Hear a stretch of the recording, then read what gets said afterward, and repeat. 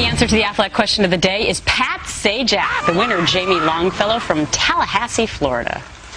Well, a new poll from Trinity College found that between 1990 and 2008, 8% of Americans with no religious affiliation increased from 8% to 15%. What's going on? Should we be concerned as a nation? Our next guest studied religion for their new documentary called Collision. Now, I believe that the defenses for the Christian faith are sound and solid, and I've studied them and worked through them, and I've embraced them and sort of made them mine. But that's not why I am a Christian. I'm a Christian because it was a gift of God. The idea of someone being a person of faith, being necessarily and in and of itself a good thing, needed to be challenged. Joining us now for a fair and balanced debate, atheist Christopher Hitchens and Pastor Douglas Wilson, the two people in this new DVD called Collision. Good to see both of you. Thanks for having us. All right, Christopher, let me start with you, because you've made a career out of promoting yourself as an atheist. So when you see these numbers coming out now, specifically that by 2028, 25% of this nation will deem themselves atheists as well.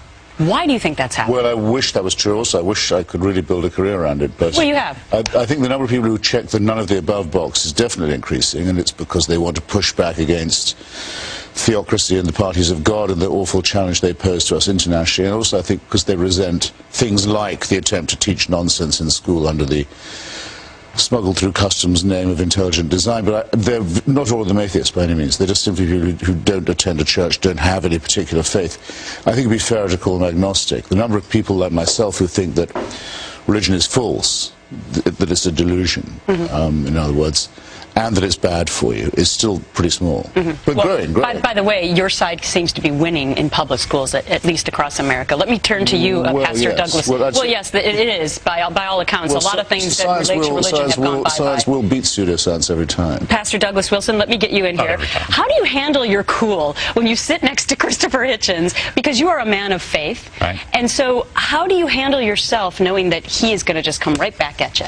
Well, it's fortunate that Christopher and I get on quite well off camera, and Christopher wears his unbelief like a fur coat. You know, it's just one of the things you have to. But you wear your faith like a fur coat as well? Yeah. Even on a hot day.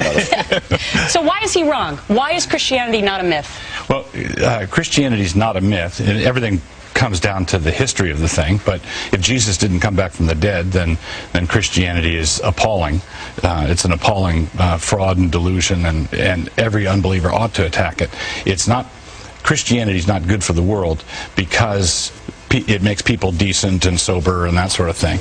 At the end of the day, if it's not true, if it's not objectively true, then I don't have any more use for it than Christopher does.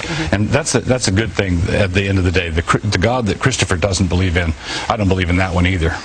Oh, interesting. So he's given you one. That would be the answer to your question. In other words, often when you argue with religious people, they're just completely mushy. They say, well, some Christians give to charity, say, as if no Muslims did or no Jews did.